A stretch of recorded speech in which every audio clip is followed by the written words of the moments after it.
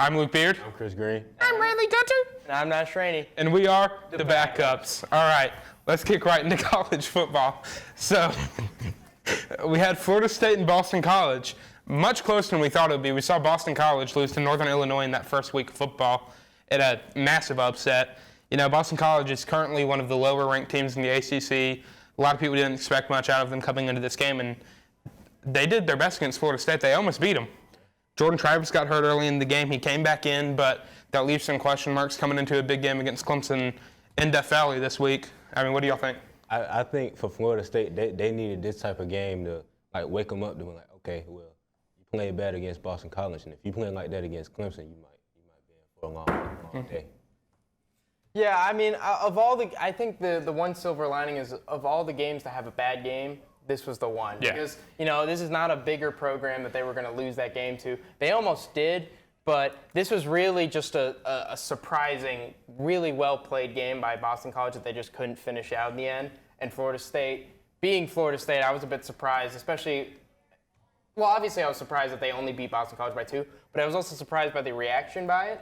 There wasn't, they only dropped a spot in the AP poll, which is kind of surprising when you consider that they beat a team of this caliber by so little.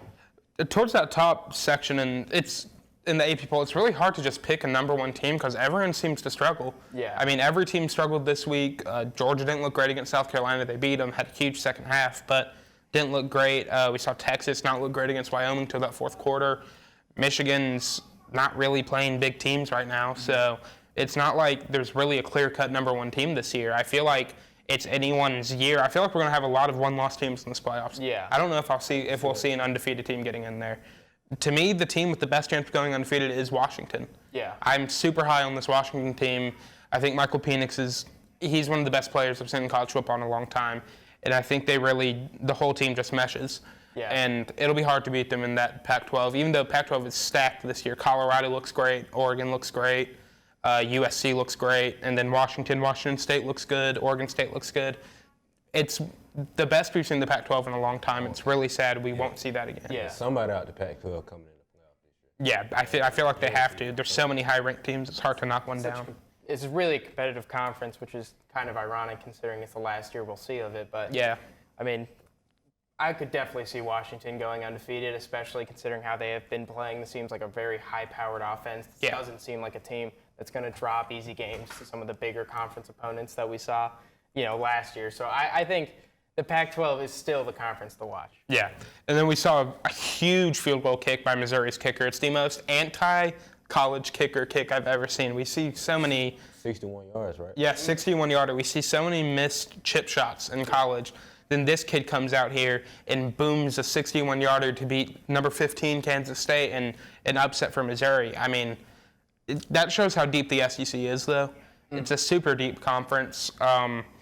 Even teams towards the bottom are still really competitive. They'll compete with you. And you see that here. I mean, Kansas State's a really good football team, and they just didn't have what it takes to beat Missouri. I mean, I think when it comes down to it, this Missouri team, and we saw this last year, is that when they want to give someone a big team a game, they can really do it. Yeah. And of all the ways to win, I will agree, this is probably the most anti-college football way I've ever seen a game won. A 61-yard field goal in college football, I feel like is, a 75-yard in the NFL. Yeah. Like, I get nervous watching 35-yard kicks. Maybe that's because of our personal kicker, but, overall, it's a surprising way to beat, and such a big win for Missouri, too. Yeah. I mean, I don't think anyone really had them as the upset team going into this game, especially against a highly ranked Kansas State. So just a great win for them and a great win for the program. Yeah, and I think Eli Drinkwitz has done really well with this Missouri team since he's come in. I think he's a really capable head coach. I think he's really good at his job. And he's made Missouri look like a threat to a lot of high-ranked teams. We saw him against Georgia last year, nearly knocking them off. They beat South Carolina in Willie B last year. I mean, this Missouri team is definitely one of those teams that can pull off an upset if they want to. Yeah. And they're super competitive. Speaking of South Carolina and Georgia, saw Georgia beat South Carolina 24-14, down 14-3 going into half. Georgia really flipped the switch coming out of half. They looked really good in that third quarter, kind of slowed it down in the fourth quarter, I felt like. But Georgia still looks like the team to beat in college football. I get that they didn't look great that first half.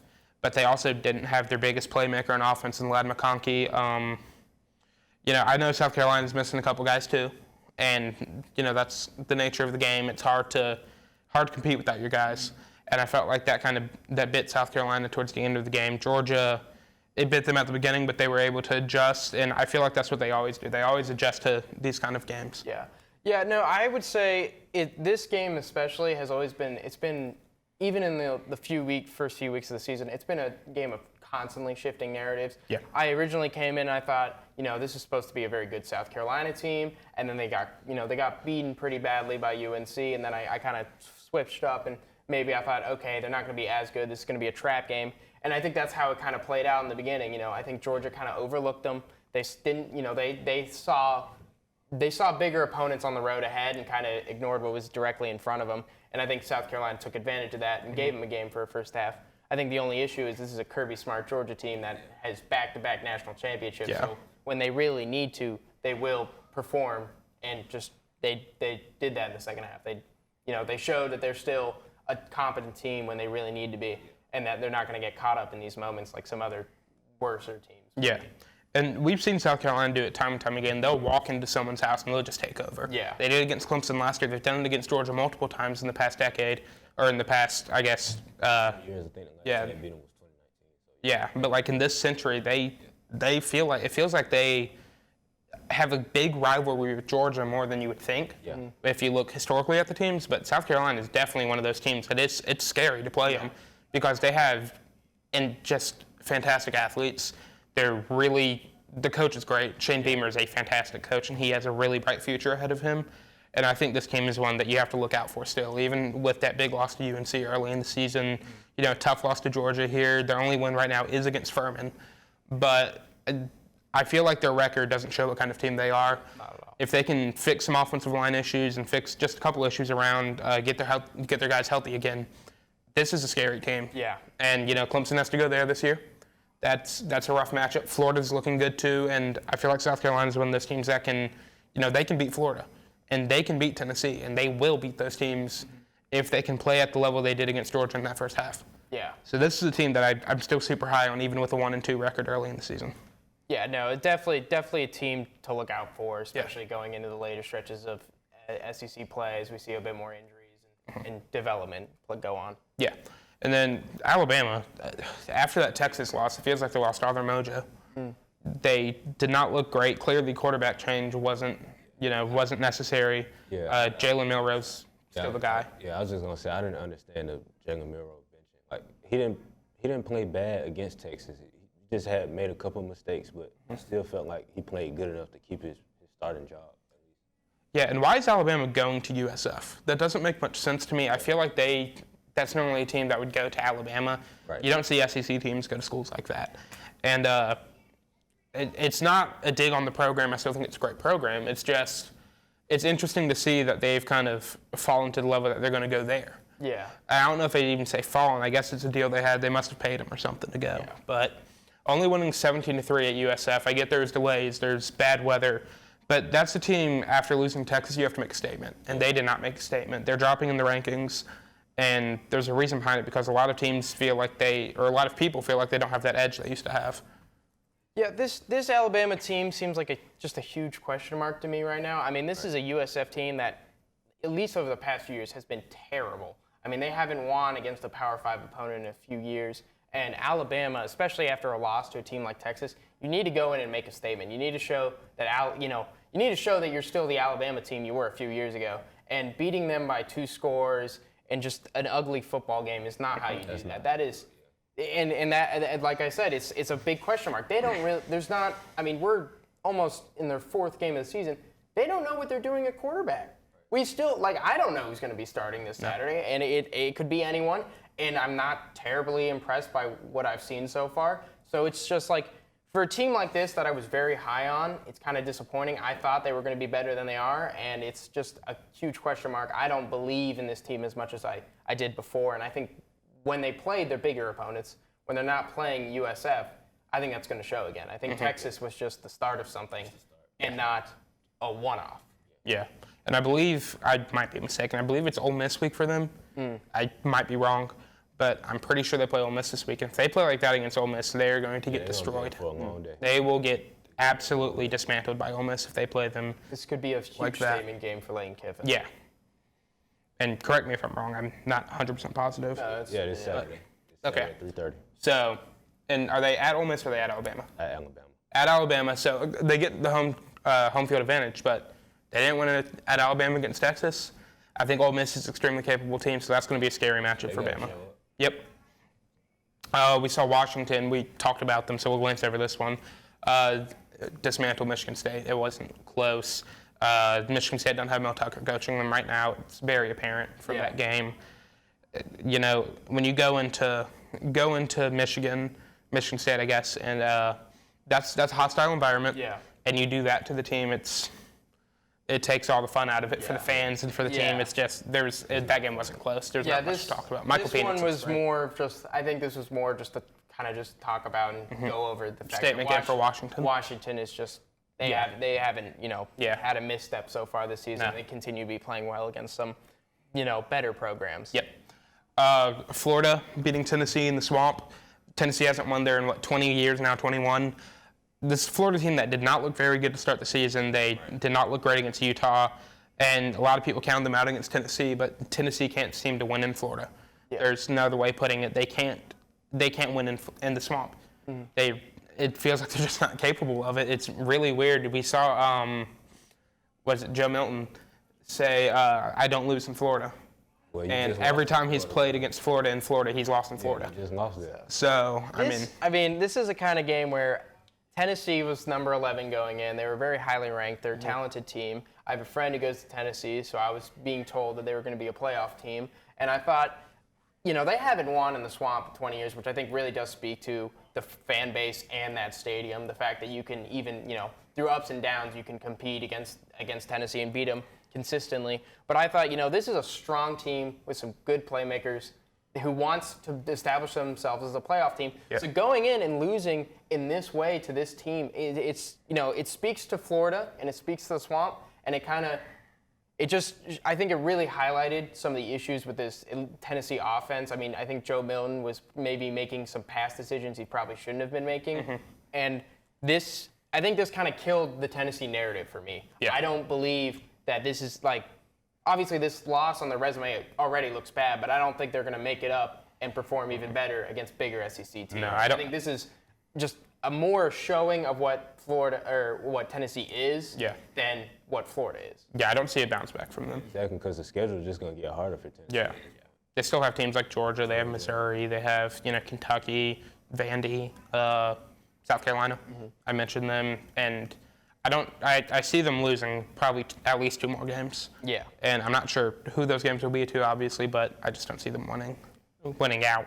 And I feel like that's what they have to do to make playoffs now is win out, and I just can't see that happening with them.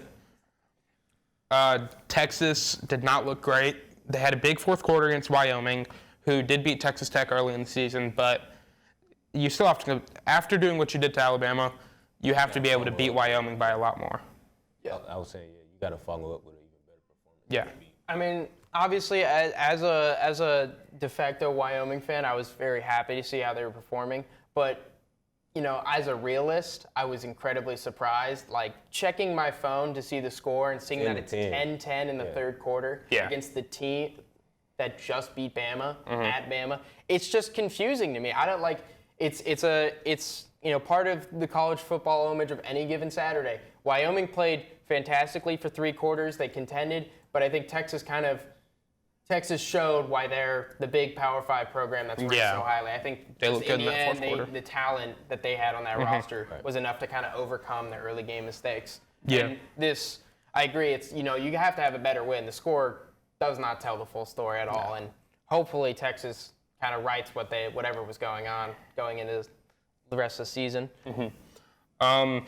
South Alabama upset Oklahoma State 33-7. That is a really bad look for this Oklahoma State team that I thought was going to be pretty good coming into the season. They have not looked great. Losing to South Alabama like that is that's embarrassing. I mean, that is. I looked into it more because it's baffling. I mean, no disrespect to the many South Alabama fans out there, but this was their second Power 5 win in program history, and they did it at Oklahoma State. Oh, it was at home too? It was at home. In a blowout. In a 33-7 blowout. It's just... South Alabama was up 26 points before Oklahoma State even got on the board. Yeah. And it's just like, it was baffling to see. I remember I was at the Clemson game, and I saw the score on the out-of-town scoreboard, and I was convinced that they had switched the teams around, or like someone had made a mistake, because that didn't seem real to me. This is perfect for South Alabama. They were not expected to win. A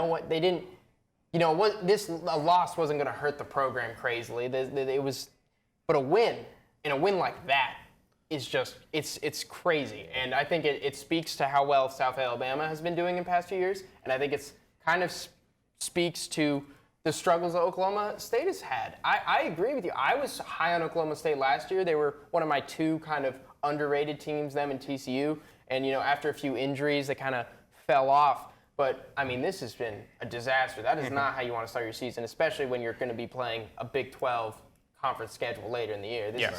And, it's just terrible throughout. It's not like some other upsets where it's back and forth and the smaller team just got the ball. It wasn't even a game. It was not a game. It wasn't even a game. They just got destroyed at home, which is just embarrassing. Yeah.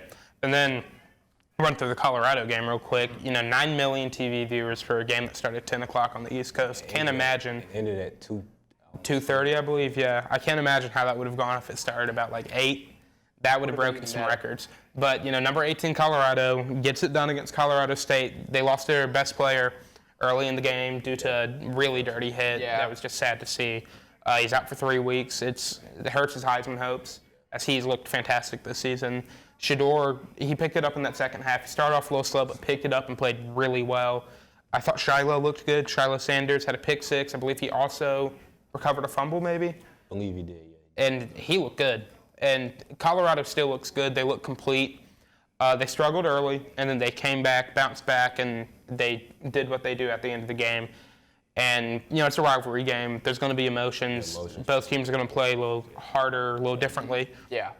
And games end up like this in rivalry games. So I still feel like it's not a testament to the team they are. I still think they're a very good team. Yeah. And Colorado State I also think could be a really good team. It's just they had a rough first week, and then, they have to come and play Colorado the second week, and they look good, but they just can't quite get the job done.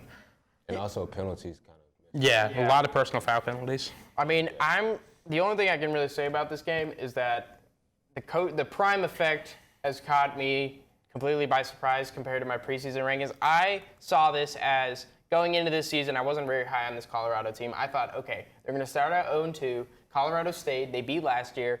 They do have a better roster. I think this is the game where they get their first win.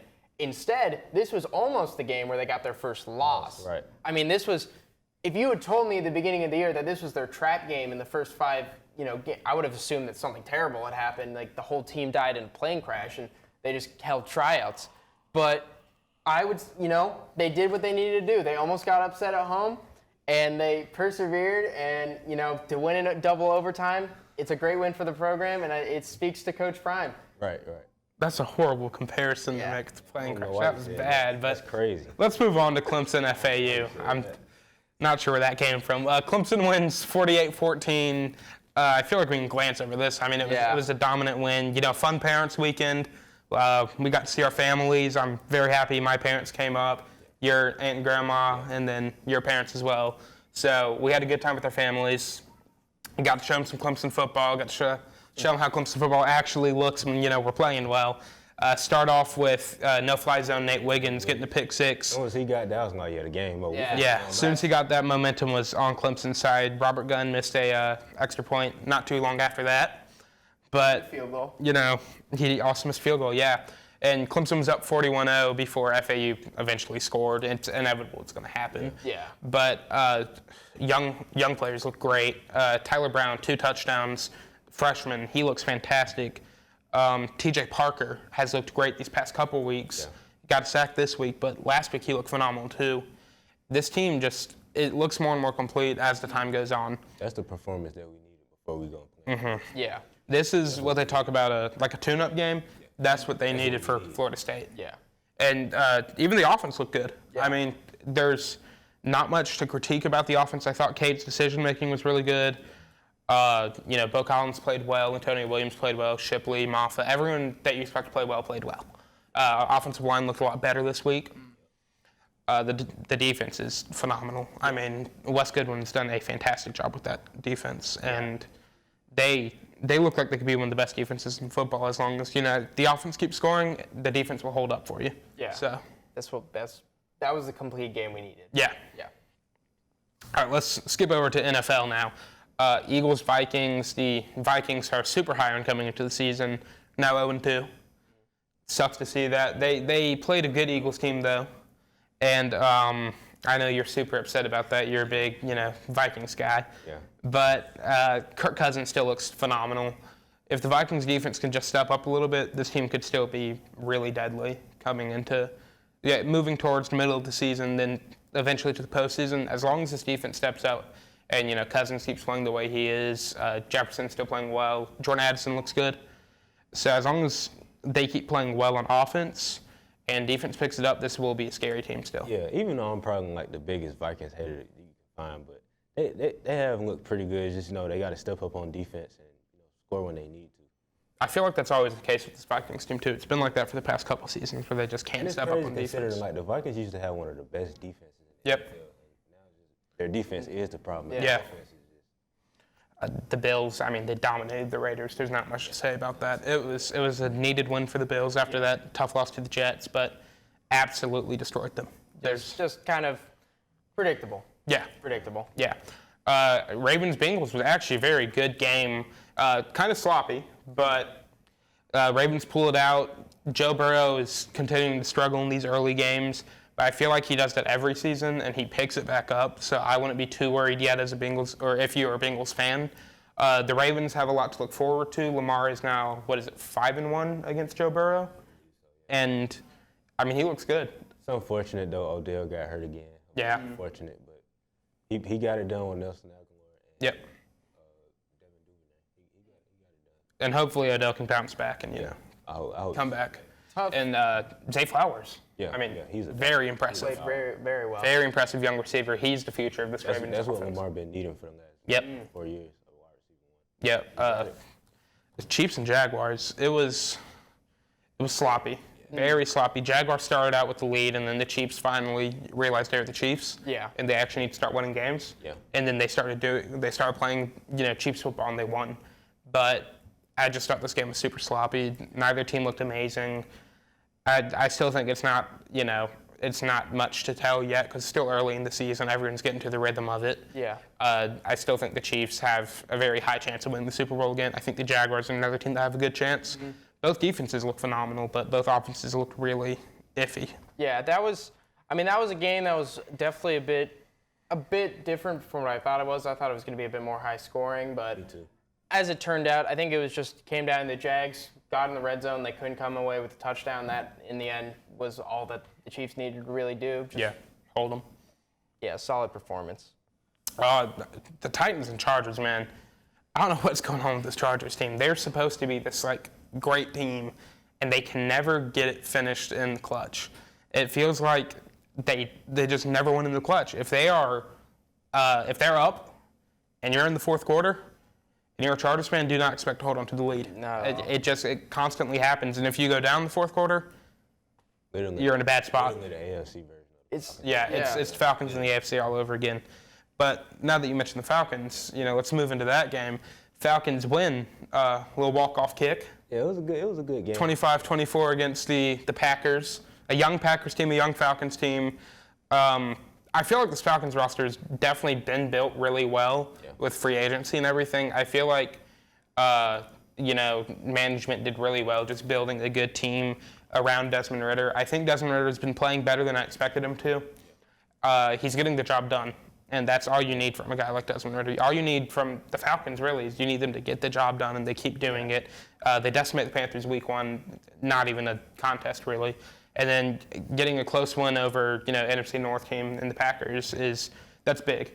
That's big for a young team that needs their confidence. And if they can keep winning and boost their confidence, I think there could be good things for this team. Yeah. I mean, that was a solid win over a team I didn't think they would beat. And after the unfortunate victory in Week 1. This is definitely a Falcons team that has played a bit better than I had hoped. And, obviously everyone, or most people are hoping that they'll lose the rest of their games this season. But unfortunately speaking, the most realistic outcome is that they win a few more because this is a team that is looking much more complete than I thought they'd be. And to add on, outside of the first half, Desmond Ridder showed that he can be a game manager and a franchise quarterback. Yeah.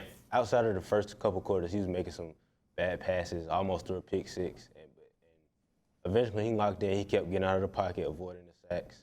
Mm-hmm. That also helped. And Bijan too. We couldn't stop Bijan. No. We could not stop Bijan. The Seahawks break the Lions streak. Not much. I didn't really watch much of that game. Unfortunately missed it. But Seahawks break their winning streak. Lions still look fine. I think these are two good teams that just went head to head and goes into overtime. It's what you want to see from a good football game. Colts beat the Texans. Unfortunately, Anthony Richardson's injured now. He's looked fantastic his first 2 weeks though. Gardner Minshew gets the job done for the Colts though. This Texans team is kind of what we expected them to be. They're still young. They're still growing. Yeah, but developing. I think give them a couple years. Yeah, how about C.J. Stroud? He had over 300 yards. C.J. Stroud looks very good. He looks like a great pick. So does Anthony Richardson. It feels like both of them have definitely gotten to that level people expected them to coming out of the draft. It's going to be a good battle in the AFC South between AR, Trevor Lawrence, and C.J. Stroud. Yeah, a lot of good young quarterbacks there. Buccaneers beat the Bears. The Bears do not look great. The Buccaneers look fine. I don't know. I'm starting to.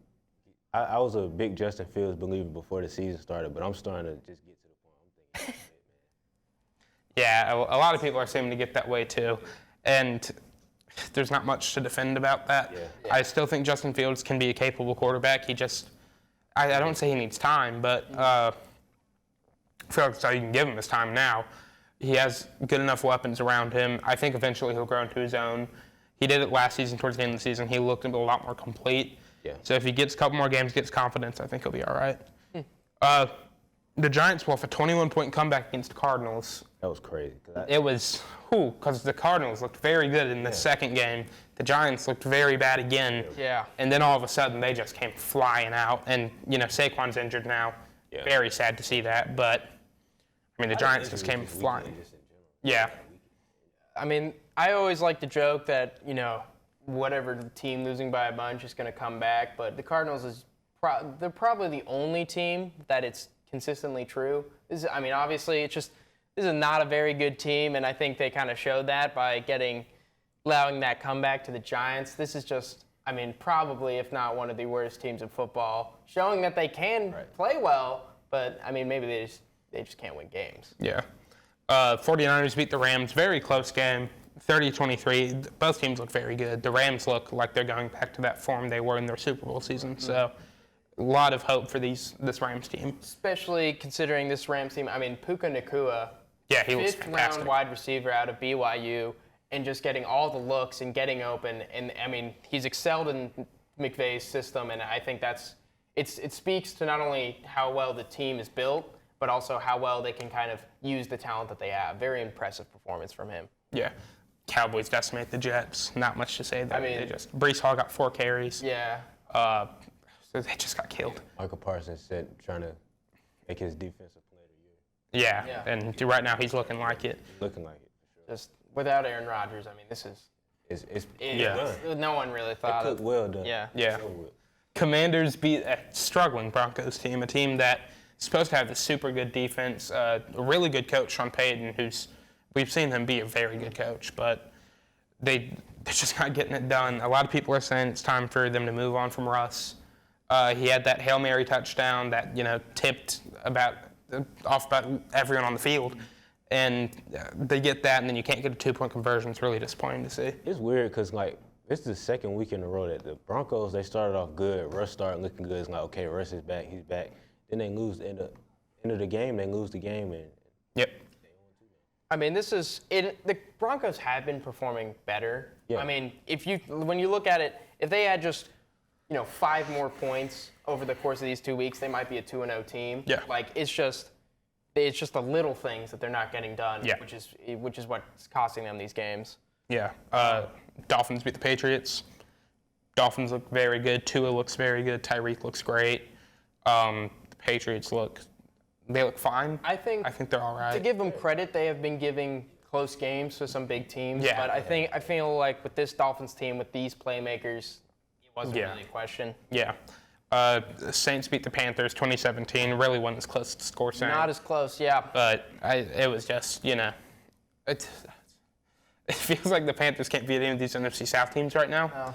And I think they will eventually get back on some of these teams. I could see them beating the Falcons in Carolina. I could see them beating the Saints in New Orleans. We haven't seen them play the Bucs yet, but there's a lot to look into in this NFC South. Currently undefeated NFC South outside of the Panthers, who've had to play only NFC South opponents. I mean, this is kind of a summary of Panthers football. I've been watching this team since I was 11, and it's just constantly disappointing. And Bryce Young didn't perform great, but I think that also is because he really doesn't have much of any kind of playmaker. Your wide receiver one is Adam Thielen, so that's not a great sign, especially when it's your second game ever. There's concerns on the O-line, and the defense played well for what they had to do, but, just can't get it done. This team is just still far away from being any kind of good.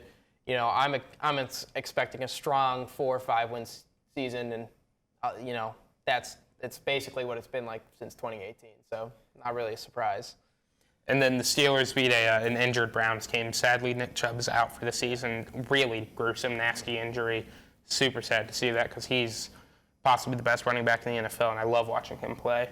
And seeing that, very sad. I'm heartbroken for Nick Chubb because it was just super unfortunate. Something like that happening to Nick Chubb, I feel like, is a pretty likable, well-liked running back, considering. A guy who's just in his prime, it feels like, too. Yeah, and it was a gruesome injury, and especially with everything that happened to him in college, it's just something you hate to see. Yeah. But credit to the Steelers. Their defense played well. Yeah, got the job done. And they got the job done. So. Yep.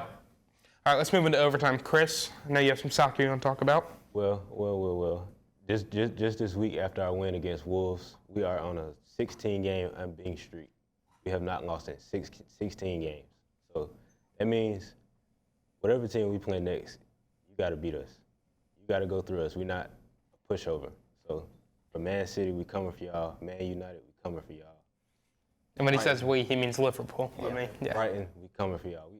We coming. We Champions League bound. Right. So this past Sunday, the Singapore Grand Prix in the world of Formula One took place. In a season that's been kind of dominated by Max Verstappen and Red Bull, we saw someone else win.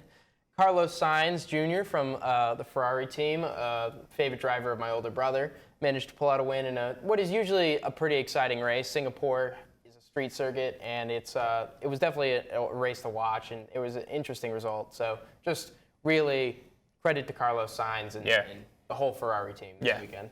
It's nice to see someone else winning in F1. It's nice to see someone else win. And then saw The Rock come back to WWE. Haven't seen The Rock in a long time in WWE. And, he was just there because College Game Day was in, Boulder. They were in Denver for WWE. Him and Pat McAfee come out. Super excited crowd. I missed it live because I was eating dinner with my parents. Very good dinner, by the way. So it was worth missing. But, that's electrifying to see, not to make a joke, but, seeing the most electrifying man in sports entertainment return in Denver, Colorado for just a one-off episode of SmackDown brings me hope. We'll see him at WrestleMania, hopefully, against Roman Reigns. Hopefully they'll do a first night where it's Rock, Roman, and then it's John Cena, Cody, winner versus winner, and we'll see Cody and Roman, and Cody finally gets his belt. Finishes the story. I've been seeing a lot of Cody fans panicking. But it's hard to put The Rock as the main event of night 1 and not put him on night 2 as the guy. But it's super cool to see him back. Yeah. So I think that's all we have. Yeah. We missed Riley this week. It was sad to not see him here. He's a busy guy. Got a couple exams coming up, so good luck to him. Thank you all for watching, and we'll see you next week.